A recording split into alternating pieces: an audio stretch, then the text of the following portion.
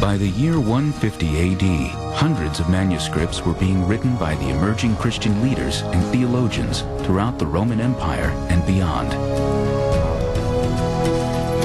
But another century would pass without an officially recognized Bible. Then, on October 28th, 312, everything changed.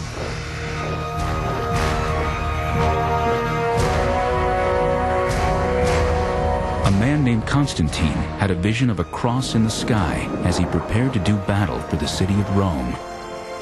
Legend has it that Jesus spoke to him in a vision, saying, "In my name, conquer." The following day, he won the battle, defeated the superior force of Maxentius, his rival, and became the sole emperor of Rome.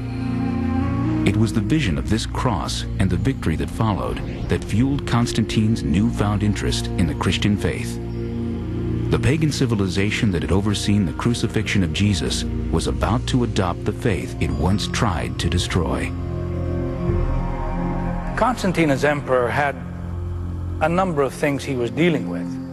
He was a shrewd politician, a statesman, a diplomat, a warrior, but he realized that he needed to have some order and some unity in the empire, and that order and unity could come through at least having some religion or some religious purpose that could bring all people together, because religion could be something that could unite the empire.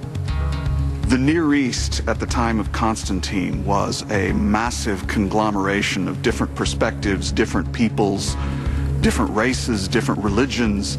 It really was a very mixed situation. There were differing Jewish groups. There was a diversity of Christian groups. There was all kinds of dialogue going on. You have the little Christian church on one end of the corner. You have the pagan worship on the other end of the corner. People go where they want to go, but at the same time they have questions about what door you're walking into. And then you have the contentions within each of these communities about what's the proper way to worship.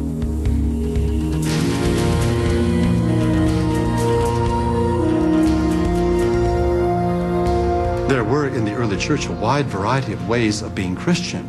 One could be a Jewish Christian, one could be a Gentile Christian, one could be more Gnostic in one's point of view, one could be very mystical, one could be rather legalistic. Even so, a battle was raging in the early churches. Arius, a monastic from the city of Alexandria, believed that Jesus was the highest created being, but he was not God. In vehement opposition to this opinion was Athanasius, bishop of the Alexandrian Church. It was his passionate belief that Jesus was both man and God. These two men fought fiercely over this one question: was the Savior human, or was he divine? For the sake of his Roman Empire, Constantine needed to solve this bitter dispute once and for all. And thus, 300 years after the Romans executed Jesus, Constantine summoned all the Christian bishops in order to unify the church. The meeting was to take place in his summer palace in the seaside resort of Nicaea in what is today modern Turkey. When he brought all the bishops together at Nicaea, what was on his mind was that they all would agree on the question, the divinity and the humanity of Jesus. How was that to be explained? And the important thing for him was one explanation. So there was a huge pressure on them to agree on something. They had to walk out in agreement. The agreement these bishops would hammer out eventually became known as the Nicene Creed. It declared that Jesus was both man and God. Athanasius, the bishop from Alexandria, had won the day. I believe in one God, Father Almighty, maker of heaven. All of these concepts are in the creed, but they're biblical concepts. So the point then is, let's put together a work, a volume, a book, a codex. Let us now decide what will go into it, into the canon, that can be acceptable to the entire church. Not one piece here, one piece there, to the entire church. One man who was present at the Council of Nicaea was Eusebius, Bishop of Caesarea in Palestine.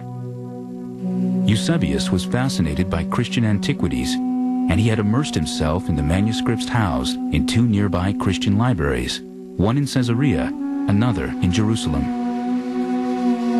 The same year the Council of Nicaea met, Eusebius published his church history.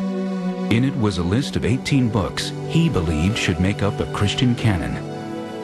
And what was interesting about that is that he mentions 3 different types of books that people were reading. There were the accepted ones, such as the 4 Gospels, the Acts of the Apostles, Paul's letters. These were all accepted. Next in order, the extant former Epistle of John, and likewise the Epistle of Peter, must be recognized. After these must be put, if it really seems right, the Apocalypse of John, concerning which we shall give the different opinions at the proper time.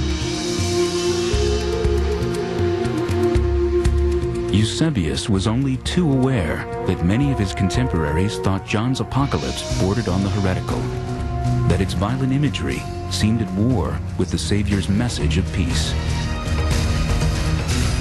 Then a mighty angel took up a stone like a great millstone and threw it into the sea, saying, "With such violence Babylon, the great city, will be thrown down and will be found no more." Do you really want to have a book like that in the canon, with all the fire and brimstone and the hatred and the anger and the animosity that is found there? Do you really want all that damnation in the Bible? But he mentions other ones that he thinks are disputed, including ones that we now have in. For example, 2nd and 3rd letter of John, 2nd letter of Peter, letter of James, letter of Jude. He calls them disputed. And he mentions other ones that are not in at the moment. And then there's the heretical ones that are not in anyone's list. Books that were considered forbidden were books that aren't really sanctioned. In other words, you have things like The Shepherd of Hermas that are stories that are being told about Jesus, but they don't have any veracity. They may be part of a certain community's canon, but they're not part of the total canon. In other words, they're not things that people in other parts of the Christian world would recognize. 6 years after the Council of Nicaea, Emperor Constantine sent a letter to Bishop Eusebius, giving him the job of creating an official Christian Bible. I have thought it expedient to instruct your prudence to order 50 copies of the sacred scriptures to be written on prepared parchment in a legible manner and in a convenient portable form by professional transcribers thoroughly practiced in their art.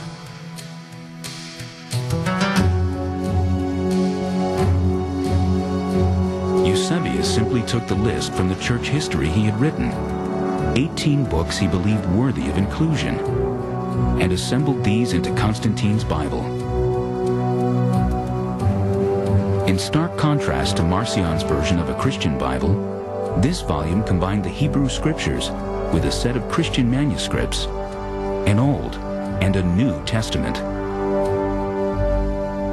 50 beautiful Bibles done on vellum and parchment for the churches of Constantinople. There's no indication that Constantine saw a problem with disputed books or different canons or different lists. That's not there at all. What he seemed to be concerned with is Constantinople, his new capital called after himself, of course, was going to have lots of new churches. He wanted a beautiful Bible enshrined in each of those churches. But this Bible, commissioned by the Roman emperor, was lost to time, and with it, the precise list of books it contained.